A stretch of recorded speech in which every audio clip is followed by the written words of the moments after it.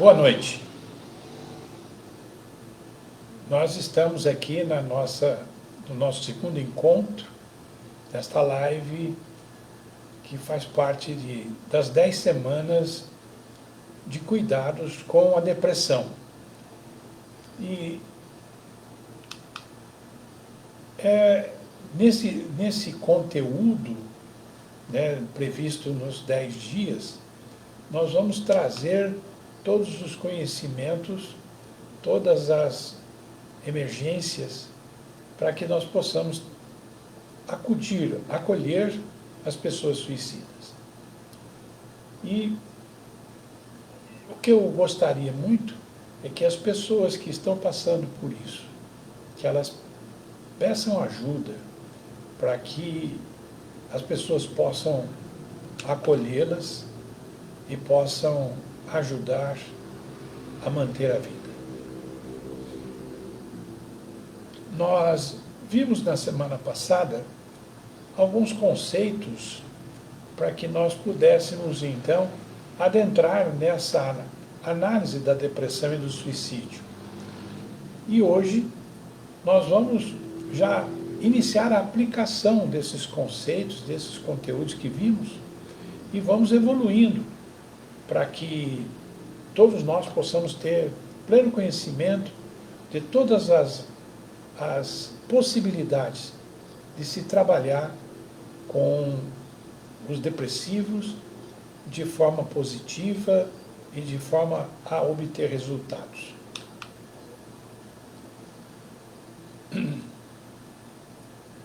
A Nália, ela, com 15 anos, uma flor ainda desabrochando, para expor a sua beleza e alegria que nos anos que viriam. E ela passou por uma profunda desilusão amorosa, e na sua primeira paixão não encontra saída para a sua amargura. Ela sentia um silêncio e solidão. Na tarde de uma terça-feira, ela atirou-se pela janela do 5º andar de sua residência. Ainda em queda, arrependeria do seu ato. Marcos, 75 anos, uma grande experiência de vida e de trabalho. Perdera sua companheira de um convívio doce e feliz. Convívio esse de 60 anos, mas um transtorno o dominou pela perda e, às 10 horas da noite de uma sexta-feira, ele tira a sua vida com uma arma calibre 38. Ainda sentindo um fio de vida, arrependeria do seu ato. Ana, uma jovem de 25 anos, terminou seu curso de arquitetura, sonho vocacional desde a adolescência. Saiu uma noite de sábado com um grupo de amigos para se divertir, para curtir a tão tenra idade. E na busca de prazeres inexplicáveis, morre por overdose de cocaína. Segundos depois, achava não precisar da droga, querendo de volta a sua vida. Regina, aos 30 anos, iniciando o tratamento psicológico em volta aos pensamentos de suicídio, não acreditava na gravidade de sua doença. Não usava seus remédios receitados pelo psiquiatra e ingeriu, no final de uma tarde, de um dia cheio de dúvidas, várias cápsulas de um medicamento. Sobreviveu à sua 5ª tentativa de suicídio.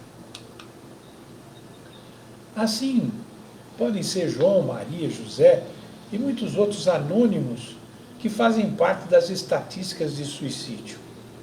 Não são poucos que, em determinados momentos da vida, pensam na morte. Há tantos outros que têm vida e não se preocupam em como levam ou como deixam passar. Não refletem no verdadeiro sentido dela. Outros tantos não lembram sequer que ela existe e que a mais lógica natureza humana, eles vão vivendo. E se há vida e satisfação, então está tudo bem. E assim nós vamos, então, passando, adquirindo experiências, assistindo o suicídio de mais de 800.000 pessoas todos os anos. Uma estatística extremamente preocupante. Eu faço uma pergunta: se você tem consciência do mundo ao seu redor, onde está essa causa da depressão? Ela está dentro de você. É a partir daí que inicia todo esse transtorno. Por quê? Porque, na verdade, o meio externo, ele é um grande estímulo para os seres humanos. E, como um corpo respondente, nós, sempre que recebemos um estímulo, nós respondemos. Como, por exemplo, se houver incidência de luz nos olhos, ela fecha a íris. Se nós afastarmos a luz, haverá uma abertura da íris. Isso é uma resposta. Se nós cutucarmos o braço com um alfinete, imediatamente nós retiramos o braço, né, por um sistema de arco reflexo. Mas isso é resposta. Estímulo e resposta. E assim, então, aquilo que eu lhe disse, que tudo começa dentro de nós. O meio é apenas o estímulo. A resposta é que nós escolhemos.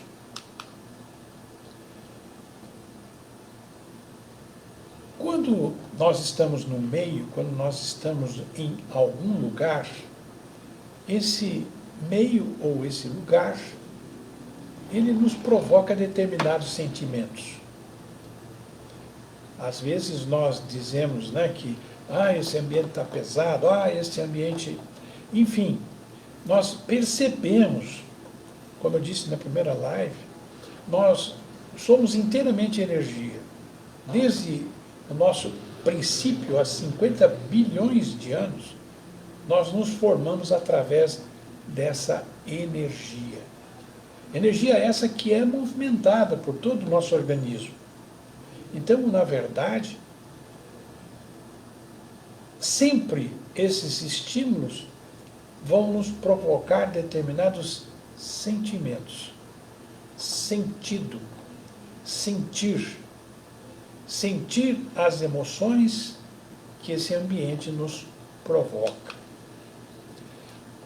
As emoções, como vimos, e vou falar rapidamente, nós temos 3 níveis de emoções. Emoções positivas, amor. Nós temos emoções negativas, ódio, rancor. Nós temos emoções neutras. Então, elas vão acontecer em qualquer ambiente que nós estivermos. Sempre nós teremos como resultado emoção. As emoções é que vão levar o nosso organismo a ter sentido, a ter esse sentimento. Lembrando que as emoções passam e ficam os sentimentos. Paixão é uma emoção. Amor é um sentimento. A emoção é curta, porém ela motiva, ela estimula. O sentimento, mais longo e permanece. Como esses pensamentos são atraídos, porque, na verdade, nós formamos toda uma história de vivências. Todos os estímulos vão acontecendo e vão formando nossos pensamentos. É o que constitui a nossa interpretação daquele ambiente onde nós estamos. E eu separei aqui alguns pensamentos, ou alguma ordem de pensamentos, para que nós pudéssemos então entender que se é no pensamento que nós começamos esse processo de transtorno, nós então precisamos entender para combater. Eu separei aqui então o pensamento religioso, filosófico, o pensamento psicológico, o pensamento de saúde e um pensamento cultural. Como que é essa influência? Então acontece a emoção e nós sentimos alguma coisa. Sentimento. O pensamento religioso, ele na verdade cria uma determinada ideologia, uma ideia, e que não precisa ter fundamento nenhum, um fundamento racional, né, e lógico. As pessoas têm as suas religiões, mesmo não tendo de forma racional compreensão delas, eles a seguem.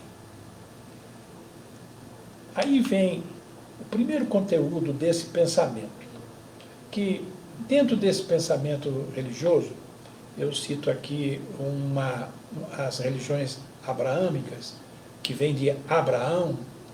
Elas, por exemplo, consideram que o suicídio é uma ofensa a Deus, é pecado, porque é a crença religiosa na santidade de vida. Um outro pensamento, que é o pensamento filosófico, ele se opõe ao pensamento religioso, porque ele necessita de ter racionalidade para poder provar-se.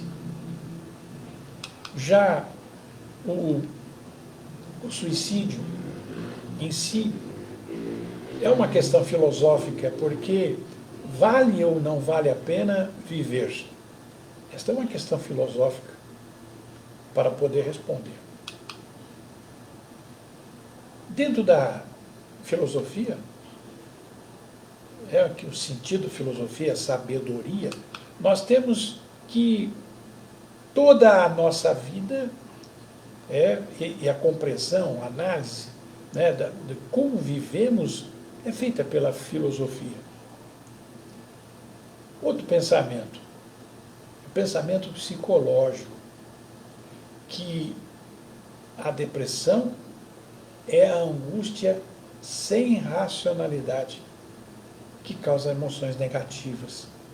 Causando emoções negativas, criará pensamentos destrutivos. Nós podemos chamar de angústia essa forte sensação psicológica que sentimos ou por tristeza, ou se esta tristeza ampliar-se, nos levaria à depressão. Mas, como eu disse na live anterior, a tristeza ela é conhecida por nós. Nós sabemos por que estamos tristes. Já na depressão, ela se torna tão aguda que nós não sabemos o motivo.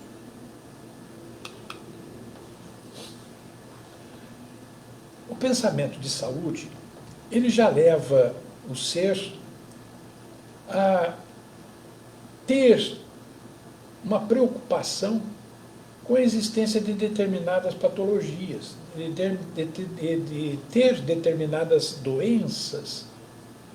E essas doenças, elas têm a chance de causar depressão. Como, por exemplo, o hipertireoidismo, a deficiência de vitamina B12, a diabetes, Alzheimer, Parkinson e pós-acidente vascular cerebral, pós-AVC. Então, veja que nós não precisamos, né, desesperadamente nos preocupar, mas sim de cuidar dessas pessoas que têm qualquer uma dessas anomalias. Agora, por que isso? Porque essas pessoas usam determinados remédios que podem trazer esses problemas por induzirem uma redução, deprimir o humor da pessoa. consequentemente levando então à depressão. E se não cuidada, se não observada, pode chegar ao suicídio. Nós temos as causas que vamos falar mais para frente, entre elas doenças de ordem de saúde que levam ao suicídio. Pensamento pela cultura. Pode parecer que é estranho que alguém ou algum país esteja incentivando a morte. Mas veja bem, nós temos os samurais no Japão, né? Dentro de um tradicional ritual japonês chamado seppuku, que era o respeito, era uma forma de expiação ao fracasso. Quer dizer, se eu fracassasse, então eu cometi o suicídio. Né? E era um ritual praticado pelos guerreiros, praticado pelos samurais, porque era uma forma de manter o código de honra dos samurais. Outra, que no século XX, né, o suicídio sob forma de autoimolação, ele era praticado pelos kamikazes, né, nos atentados suicidas, como tática militar ou até mesmo atentados terroristas. O sati,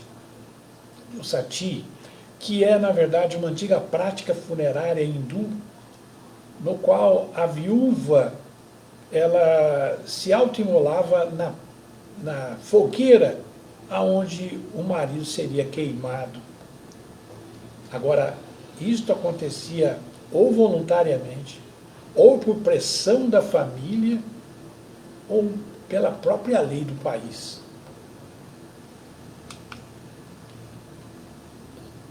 Um outro pensamento dentro da saúde é o suicídio assistido, a eutanásia, né, o direito de morrer, que é uma questão ética muito controversa. Mas nós temos a consciência que vimos como primeiro elemento na primeira live, que é entender e recepcionar este meio que nós vivemos, a morte, causada por si mesmo, ela é suicídio. Ajudada por outro, é crime. Então, a eutanásia, ou até mesmo o aborto, né, que hoje nós ouvimos falar e discutir se libera ou não libera o aborto. Como podemos pensar nisso se existe uma vida? Então, portanto, se for praticada pelo indivíduo, suicídio. Se for praticada por outro, crime. Esse comportamento suicida, ele, na verdade, não é simplesmente a morte. Nós temos que perceber no convívio que nós temos que podemos ter pessoas com gestos suicidas. E os gestos suicidas são, assim, numa penetração social muito grande, muito forte. Primeiro porque as pessoas fumam, bebem em excesso, usam drogas. Portanto, são, na verdade, gestos suicidas. Dirigir perigosamente, sabendo o risco que correm, isso são gestos de suicídio. Portanto, quando nós vemos essas atitudes, esse comportamento no nosso meio, nós precisamos de oferecer ajuda. O segundo nível é exatamente as tentativas de suicídio. E nelas nós temos aí já uma procura da morte. E a terceira, que é o suicídio consumado, que é aqueles que buscam esse caminho e chegam a bom tento. Na verdade, esses planos, né, de suicídio são chamados, né, chamados de ajuda, de socorro, pedidos de socorro. E para isso a nossa atenção ela pode estar voltada no sentido de apoio. Então veja bem, à medida que nós temos esses alertas, nós podemos socorrer, nós podemos intervir nessa estatística mundial, que será um conteúdo de uma das nossas lives, mas nós temos 800 mil pessoas cometendo suicídio. Nós temos um suicídio a cada minuto no mundo. Nós temos uma estatística de que muito mais do que 1 milhão de pessoas tentam o suicídio. 800 mil morrerão. 1 milhão tentarão sem sucesso. É um alerta, é uma preocupação. Por isso, então, nesta live de hoje, nós precisamos estar atentos a esse discurso dessas pessoas com quem nós convivemos. Essa preparação, né, de estar com essas pessoas, porque, na verdade, elas escondem esse pensamento. Porque, na verdade, elas, quando falam, sinalizam ou que pensam em suicídio. Uma outra coisa que nós precisamos estar atentos nesse nosso convívio social é que nós não podemos, de forma estereotipada, achar que essas pessoas querem chamar a atenção, que essas pessoas, né, agem assim porque são mimadas, né, porque... Não, elas, na verdade, estão agindo assim porque estão pedindo socorro. Não existe mimo nisso, existe doença. Uma outra forma de socorro que é muito importante é que nós temos que entender que uma pessoa, quando tenta o suicídio e não consegue, porque é uma oposição, né? Ao mesmo tempo que ela quer morrer, ela não quer morrer. Então as tentativas às vezes são meio acanhadas, mas as tentativas de suicídio no indivíduo chegam até 20 vezes para o mesmo indivíduo até ele conseguir. E ele consegue na 20ª, com certeza. Não é um ato impulsivo, não. O suicida, ele vai planejando essa atitude e, portanto, vai tentando, vai evoluindo a sua ideia, a sua tecnologia, e ele acaba conseguindo seu intento. Uma outra preocupação, um outro socorro, é que nós temos, na verdade, que prestar atenção, porque aqueles indivíduos que são deprimidos frequentemente e que normalmente aparecem, né, sempre depressivos, o dia em que eles aparecem bem, né, portanto, estão alegres, eles estão diferentes, esse é um dia de alerta. Nós precisamos tomar cuidado, porque esse dia de alerta pode imediatamente garantir a tentativa de suicídio. O diálogo é importante com aqueles que tentam suicídio, sem dúvida nenhuma.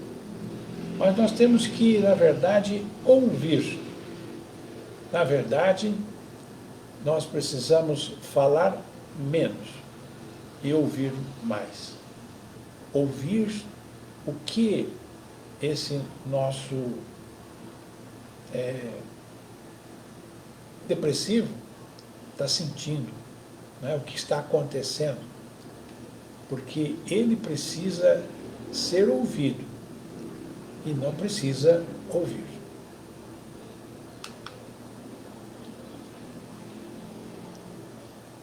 nós buscamos alguns conteúdos que podem ilustrar para nós hoje o porquê determinadas faixas etárias estão na estatística do suicídio. E eu encontrei no estudo e na pesquisa uma fonte muito elucidativa, que são as gerações estas, né, da humanidade, que iniciaram logo depois da Guerra Mundial e que nelas receberam aqueles que nela nasceram o nome de geração Baby Boomer. Essa geração, hoje, ela conta com mais de 70 anos de idade. Essa geração vem hoje comportar-se de que forma? Porque nós encontramos pessoas com 70, 80 anos nessa estatística de morte. Mas por que elas estão nessas estatísticas?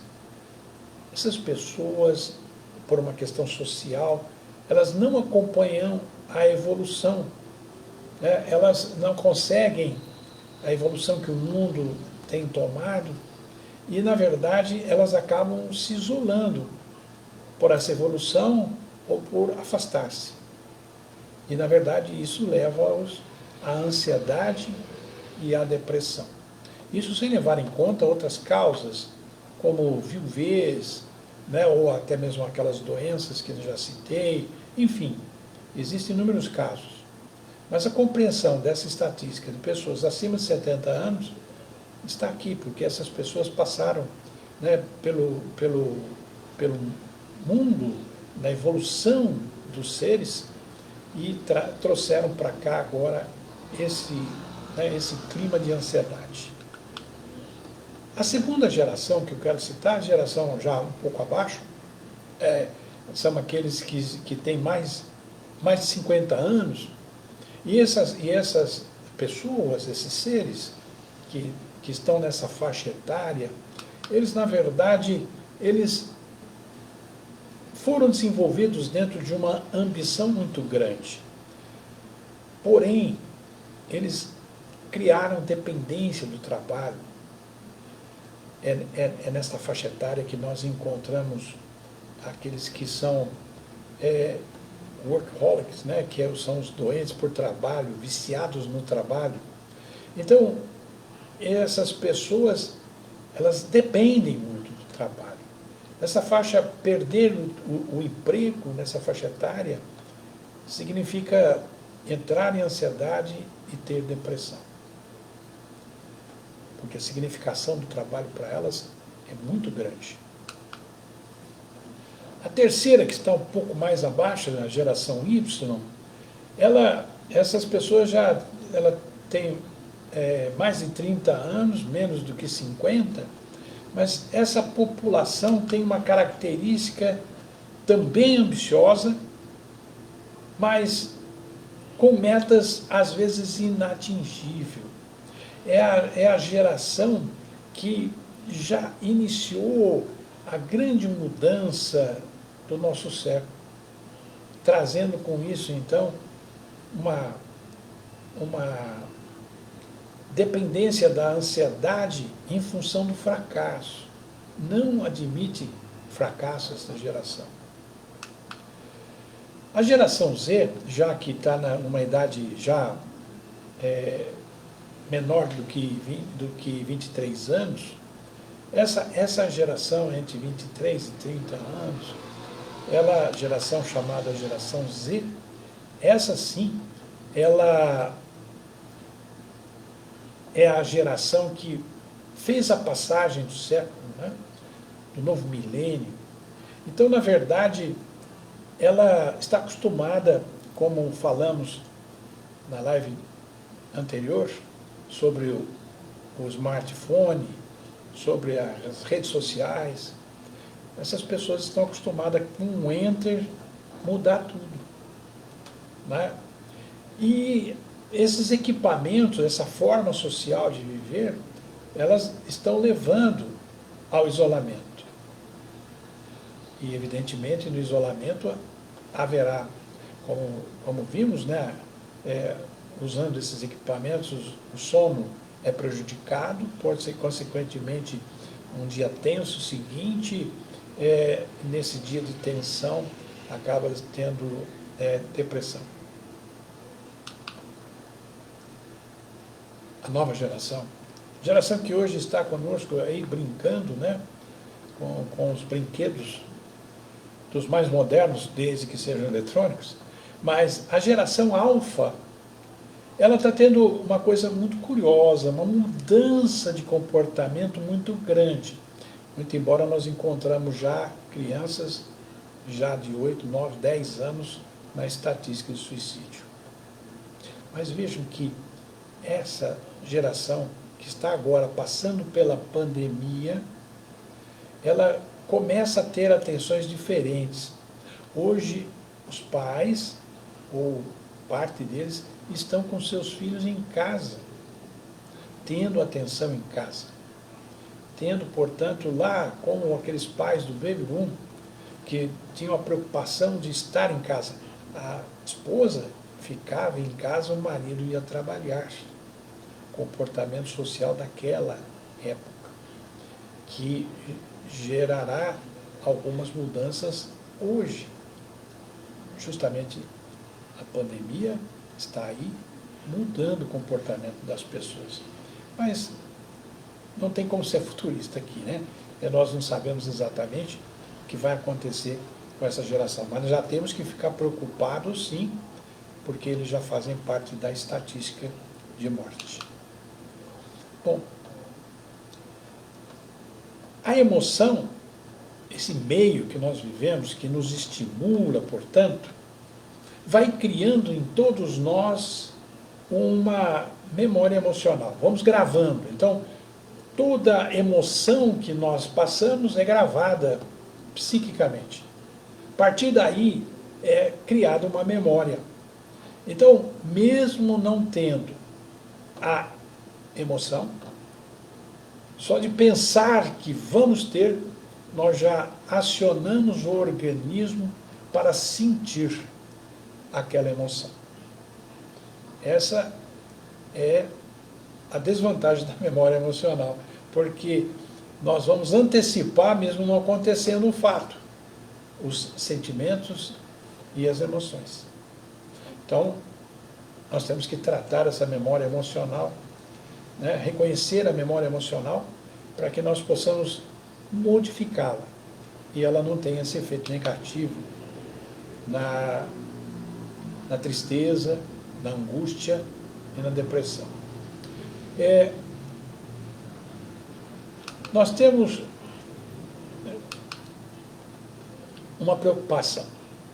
A preocupação é que, na verdade, depressão é um transtorno psicológico e grave. Ele não pode ser tratado como uma coisa muito simples. Então, para isso, eles precisam ser tratados, cuidados. Por isso que nós estamos nos preparando para levá-los a uma forma racional, né? Conhecer toda essa evolução e ter significado no momento de prestar esse socorro. Já que eu falei em socorro, né, quero pedir que você anote esse 188 e o tenha aí gravado no seu celular, porque a necessidade, se surgir, você tem um apoio, um socorro dos mais espetaculares que nós temos para a depressão. 24 horas por dia, um trabalho de muitos anos, e não só atendendo, como prestando serviços de campanha, de conhecimento e de atenção ao suicídio. Nós criamos no ano passado, esse ano já tivemos uma forma de tê-la mais encorpada. A Liga da Vida, nós criamos um e-mail, onde nós gostaríamos de que, se você quiser participar você pode mandar para o e-mail ligadavida4 @gmail.com. Você pode mandar a sua experiência e essa experiência será preparada para um site onde eles serão recebidos para a ajuda das outras pessoas que pensam nisso. Nossa ajuda para os adolescentes, mesmo adultos, em palestras, é que nós, na revisão do nosso livro Esse Não É o Meu Lugar, nós estamos aí trazendo para as pessoas, e você tem aqui o código onde você pode adquirir o livro, não tem objetivo comercial, e as pessoas, então, ao comprarem o livro, estão doando um outro livro, e de forma que a gente consiga, o mais rápido possível, reduzir esse número de suicídios, né, de 40 para 20, não, é uma tendência de aumentar, mas 800 mil pessoas no mundo, nós gostaríamos de que isso fosse diferente, que se tornasse uma preocupação de cada ser, para que houvesse, então, um resultado melhor. Nossa próxima live vai ser no dia 1º de outubro, na quinta-feira, às 20 horas, e nós vamos agora falar do ego, da participação do ego na depressão. Boa noite, muito obrigado, e que Deus nos proteja. E não esqueça, aqueles que precisam de socorro, peça socorro. Boa noite.